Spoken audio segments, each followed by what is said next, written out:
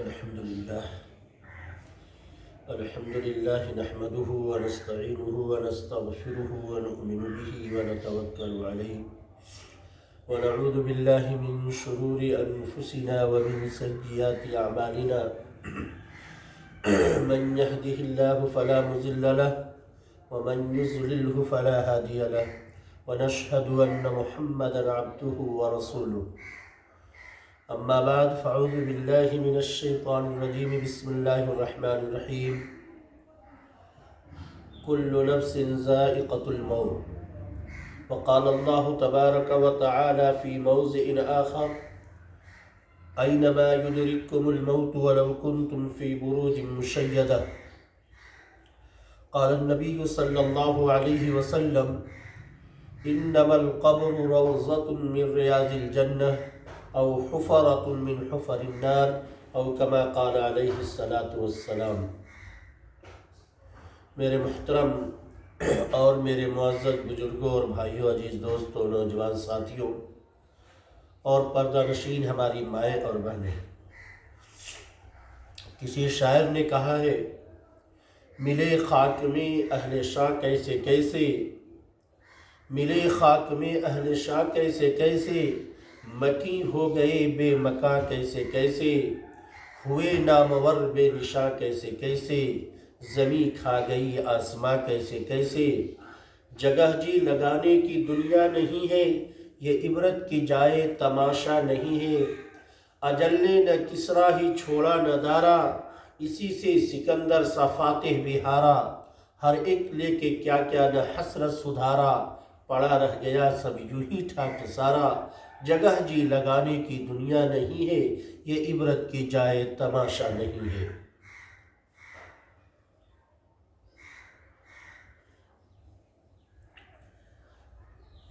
میرے محترم، آج کے اس موضوع میں احکام الجنائز یعنی جنازے اور کچھ میت کے بارے میں آپ حضرات کے سامنے، چونکہ قرآن کریم کی ایک آیت کریمہ کی میں نے تلاوت کی ہے، اس آیت کریمہ کے اندر بھی اللہ تبارک و تعالیٰ اسی میت کے بارے میں فرما رہے ہیں، اور حدیث بھی میں نے پڑھی ہے۔ میں تھوڑی سے احکام جنازے کے بارے میں اور میت کے بارے میں بتانے جا رہا ہوں۔ ایک تو فقہ کی کتابوں کے اندر یہ موجود ہے، یسن توجیہ المحتضر للقبلۃ علی یمینہ وجاز الاستلقاء ويرفع رأسه قليلا ويلقن بذكر الشهادتين عنده من غير إلحاء ولا يؤمر بها، جس کا آسان سا ترجمہ یہ ہے کہ جب آدمی انتقال کے قریب ہو جائے تو اس کو داہنے پہلو قبلہ رخ کر دینا مسنون ہے، اور چت لٹانا بھی جائز ہے، اور اس کا سر تھوڑا سا اٹھا دیا جائے بلا اصرار کے، اس کے سامنے شہادتین کی تلقین کی جائے اور اسے اس کے پڑھنے کا حکم نہ دیا جائے۔ محترم سامعین، اس کا مطلب یہ ہوا کہ اگر کسی آدمی کے انتقال کا وقت بالکل قریب ہو جائے، مرنے کا ٹائم قریب ہو جائے، تو اس کا طریقہ یہ ہے کہ اس کے اب یہ ہمیں معلوم ہے کہ اب مرنے کا ٹائم بالکل قریب ہے، تو اس کے داہنے رخ، ہلکا سا داہنے رخ اس کو کر دیا جائے، اور اس کا چہرہ جو ہے قبلہ رخ کر دیا جائے، تاکہ یہی طریقہ قبر میں لٹانے کا بھی ہوتا ہے، اور سر کو تھوڑا سا سر کے نیچے کوئی تکیہ وغیرہ ہلکا سا رکھ دیا جائے تاکہ اس کا چہرہ داہنی طرف ہو جائے۔ اور آگے اس کی تفسیر کے اندر یہ ہے کہ اس کے سامنے اس وقت شہادتین کی تذکرہ کیا جائے، یعنی اس کو حکم نہ دیا جائے بلکہ اس سے کہا جائے کہ تم کلمہ شہادت کو پڑھنے کا حکم نہ کیا جائے بلکہ خود پڑھا جائے۔ جیسے دوسرا کلمہ شہادت جو اشہد ان لا الہ الا اللہ واشہد ان محمدا عبدہ ورسولہ، یہ جب پڑھیں گے ہم تو میت سن کر کے اور آخری مرتبہ اگر کلمہ شہادتین اگر پڑھ لیتا ہے اور اس کا خاتمہ ہوتا ہے تو اس کو ایمان پر اس کا خاتمہ تصور کیا جائے گا۔ ایک بات تو یہ ہوئی۔ دوسری بات یہ ہے کہ آگے اسی فقہ کی کتابوں کے اندر موجود ہے وَتُكْرَهُ قِرَاءَةُ الْقُرْآنِ حَتَّى يُغْسَلَ وَلَا بَأْسَ بِإِعْلَامِ النَّاسِ بِمَوْتِهِ وَيُعَجَّلُ بِتَجْهِيزِهِ،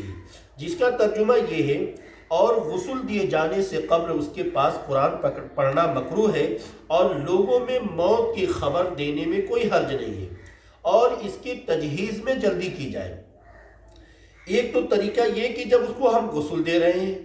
غسل دینے کا طریقہ یہی ہے جس طریقے سے میت کو لٹایا جائے، اس کے پرانے قدیم جو کپڑے ہیں اس کے کپڑے کو نکال دیا جائے، پھر اس کو وضو کرایا جائے، اور وضو کے بعد اگر اس کو کلی اور غرارہ جو ہے یہ کرانے کا میت کو حکم نہیں ہے، لیکن اگر وہ ناپاک ہے، جنبی ہے، یا عورتیں حیض اور نفاس سے اگر ہے تو ان کو اس وقت کلی اٹھا کر کے تھوڑا سا کلی کرا دیا جائے، لیکن کلی اور استنشاق بولتے ہیں ناک میں پانی ڈالا جائے۔ لیکن اگر حیض اور نفاس والی عورت نہ ہو اور مرد جو ہے یہ جنبی نہ ہو تو پھر اس کو صرف روئی سے لے کر کے منہ میں کلی، منہ میں ہاتھ سے دانت وغیرہ صاف کر دیا جائے، اور ناک وغیرہ روئی سے صاف کر کے اس کو ختم کر دیا جائے، ایک بات۔ اور دوسری بات یہ ہے کہ یہ جو یہاں پہ اس چیز کے بارے میں بتا رہے ہیں، اس کے اندر ایک مسئلہ اور ہے کہ غسل کو اگر غسل دینے کے ٹائم آدمی کو جب اٹھایا جائے گا تھوڑا سا اسے سیدھا کر دیا جائے اور لٹا کر کے اس کے پیٹ کو تھوڑا تھوڑا ہلکا سا ملا جائے، اگر کوئی گندگی نکلتی ہے تو اسے دھل دیا جائے، صاف کر دیا جائے۔ اب اس کے اندر ایک مسئلہ یہ ہے کہ علامہ ابن سیرین رحمۃ اللہ نے فرماتے ہیں کہ اگر کوئی ناپاکی اس حالت میں نکل جاتی ہے تو پھر اس کو دوبارہ غسل